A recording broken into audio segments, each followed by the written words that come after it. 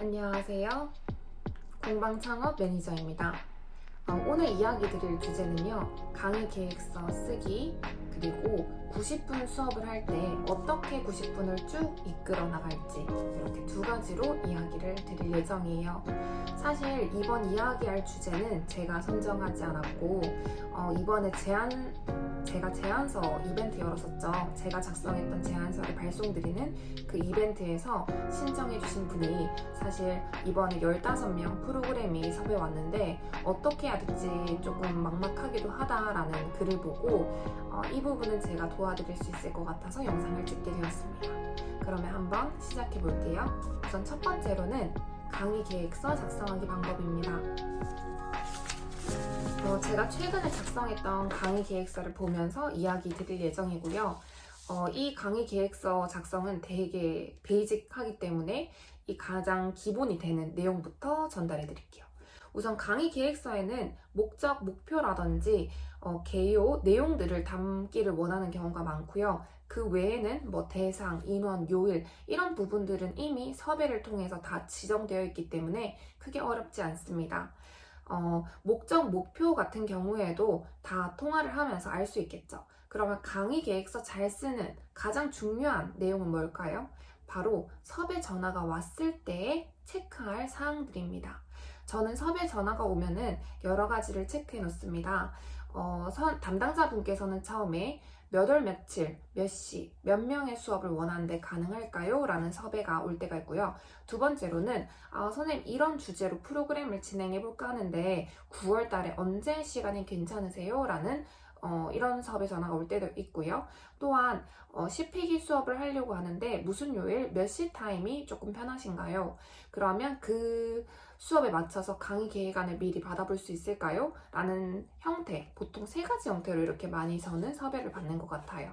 자, 그러면 이때 저는 어떤 대화를 하는지 알려드릴게요. 우선 그 대상자분들의 연령, 그리고 성별, 그 다음에 이 프로그램의 주제, 그리고 주제를 듣고 나면은 그 프로그램의 특징을 잘 알 수가 있어요. 예를 들면 1인 가구 힐링 프로그램입니다. 그러면 이 프로그램은 1인 가구구나. 그리고 연령이 중장년, 중장년이시면서 1인 가구. 그럼 현재 결혼을 안 하셨거나 아니면 결혼해서 이혼을 한 가정이 있을 수도 있고 아니면 몸이 불편하신 분들이 있거나 아니면 마음이 불편하신 분들이 있겠구나. 이런 것들을 캐치하는 거죠. 또 유치원 선생님 연수 프로그램이라고 했을 때 이 연수 프로그램도 여러 유치원에서 한꺼번에 모여서 프로그램을 진행하는 경우가 있기 때문에 혹시 서로 선생님들끼리 아시는 사이인지도 한번 체크를 해보시면 좋을 것 같습니다. 이런 부분들을 다 체크를 해놔야지만 강의 계획안을 짤 때 훨씬 더 풍부하게 그리고 계획안을 짜면서도 내가 수업을 이끌어 나갈 방식은 이렇게 되겠구나 라는 걸 미리 알 수 있어요. 저는 보통 강의 계획안을 짜놓고 그거대로 강의를 보통 진행을 하는 편이기 때문에 저한테는 섭외 전화, 그 다음에 강의 계획안이 저의 그 강의 전체적인 내용, 흐름, 큰 그림을 한번 그리는 시간이라서 저는 이 시간을 굉장히 조금 소중하게 생각하는 편이고 꼼꼼하게 작성을 합니다. 그리고 나서 이제 90분 수업을 연결을 해나갈 수 있겠죠. 그래서 저는 수업을 말씀드리기 전에 섭외 전화할 때 우리가 알아내야 될 그런 특징들, 그리고 두 번째로 그 강의 계획안을 짰을 때는 결국에 내가 그 수업을 이끌어 나갈 그 구성을 알 수 있다라는 내용이었습니다. 그러면 선생님들도 통화를 할 때 꼭 목적, 목표, 그 다음에 이 수업의 주제, 성별, 연령대 등을 체크해 보시는 게 좋습니다. 이런 걸 잘 체크했을 때 제가 칭찬받았던 첫 번째 이야기를 드릴 거고요. 그 다음 두 번째로 조금 민망했던 순간 알려드릴게요. 우선 첫 번째로는 제가 그 신혼부부들을 위한 서로의 그 신혼부부 생활, 그래서 서로의 향기를 느껴보는 즐거운 시간을 마련해주고 싶다는 섭외 전화가 왔었어요. 그럼 이분들한테는 어떤 프로그램을 진행하면 좋을까?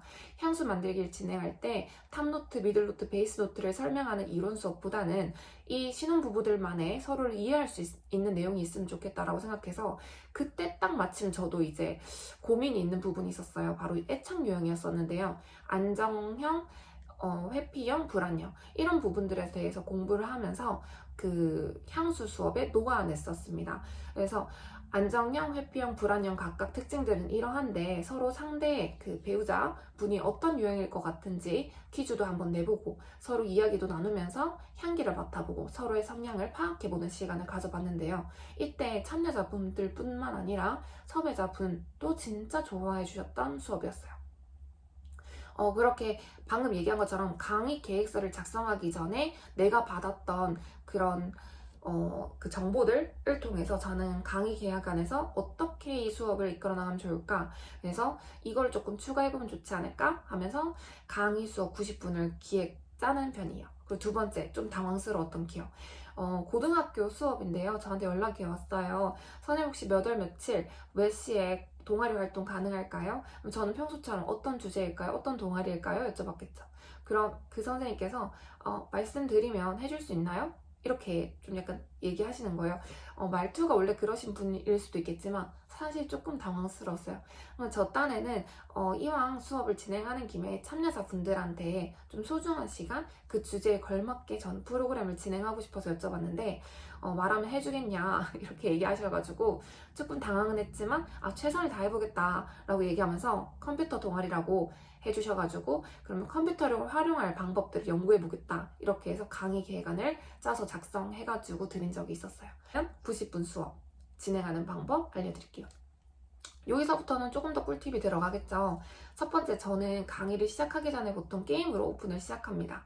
너무 딱딱하게 수업이 진행되는 것보다는 웃으면서 시작하는 게 조금 더 활기도 돌고 그 다음에 참여자분들도 긴장이 좀 풀려서 더 재밌는 것 같아요. 그 중에서 제가 제일 자주 쓰는 게임은 로또입니다. 1에서 45번까지 참여자분들께서 원하는 숫자를 자유롭게 중복 없이 작성해주세요. 이렇게 얘기를 해요. PPT를 쓰는 경우에는 PPT에다 1에서 45까지 동그라미 이렇게 넣어가지고 이면제 작성하라고 할 때도 있고요. 아니면 때로는 A4용지에 미리 그 로또판처럼 해가지고 가지고 갈 때도 있어요. 선생님들도 편하시게 해서 가시면 되고요.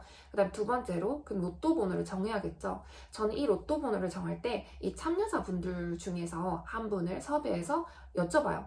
혹시 생신이 언제시죠? 하면서 이렇게 여쭤보는데 이때 그 참여자는 이 프로그램에 뭐 같이 이제 하는 대표가 있거나 아니면은 정말 귀 기울여서 제 이야기를 들어주실 분이 준비가 되신 분, 아니면은 약간 큰 소리 잘 내시는 분들이 있을 수 있잖아요. 그럼 그분들한테 미리 서로 이제 형성을 하는 거죠. 관계 형성. 선생님 혹시 생신이 언제시죠? 하면서 이렇게 형성을 해서 그분이 뭐 7월 6일이다. 그럼 로또 706회 이렇게 쳐가지고 이제 부릅니다. 1번, 뭐 7번, 11번. 그러면 막 뒤에서 와, 하나도 안 맞아요. 막 이렇게 얘기하는데 맞는 게 나오면 그때부터 막 박수도 나오고 환호성도 나오고 그렇게 막 이끌어 나갈 수 있어요. 저는 막 재밌는 스타일은 아닌데 그냥 단순히 로또 게임 하나만으로도 이렇게 즐거운 수업으로 오픈을 할 수 있기 때문에 선생님들도 한번 해보셨으면 좋겠어요. 그렇게 로또를 하면 1등 분한테는 보통 이제 향수 만들기 수업 하면은 향수 만들기 하나를 더 할 수 있도록 해드려요. 그래서 그렇게 두 가지를 먼저 드리고 그렇게 프로그램을 시작합니다. 당연히 1등 분에게는 축하의 박수까지 쳐드리고요. 성함을 한번 여쭤본 다음에 1등 땡땡땡 님입니다. 축하 박수 부탁드릴게요. 라는 형태로 이렇게 진행을 해요. 그러면 굉장히 이제 즐겁게 시작을 할 수 있어서 저도 굉장히 기분이 좋고 참여자분들도 굉장히 신나하세요. 그리고 이제 이론 수업. 이런 수업을 너무 배제시키기보다는 조금은 말씀드리는 편이에요. 그 이유는 우리가 배경 지식이 0인 것보다는 조금이라도 알고 있는 내용을 바탕으로 해서 수업을 이끌어 나가면 그 수업에는 더 몰입도가 좋습니다. 그래서 선생님들이 좋아할 만한 이야기를 꺼내드리면서 살짝 그 간격을 메워주는 거예요, 이론들을. 그래서 듬성듬성이라도 이론을 조금 알려드리는 게 앞으로 90분까지 끌어내기가 훨씬 수월하실 거예요. 그렇게 하면은 한 20분 정도가 흘렀겠죠? 그 다음에 또 다른 꿀팁은 평생학습관 수업을 할 때는 필기를 간혹 할 때가 있어요. 왜냐하면 이미 공부에 욕심을 내서 오신 분들도 많기 때문에 단순히 체험만 하기보다는 뭔가를 배워간다는 느낌이 들 수 있도록, 그리고 연령대에 맞춰서 한 이제 좀 중장년 이상인 분들은 이 필기 자체가 공부에 도움이 안 된다라고 생각을 해도 어렸을 때부터 학습하던 습관이 밑줄 긋고 적고 이런 습관이 있으세요. 그래서 뭘 적어가야지만 내가 뭔가를 했다라는 생각이 들기 때문에 필기를 조금 넣을 때도 있습니다. 그래서 이런 부분들도 한번 해주시고, 본 활동이 들어가면은 본 활동 60분에 저는 다시 30분, 30분씩 끊어내요.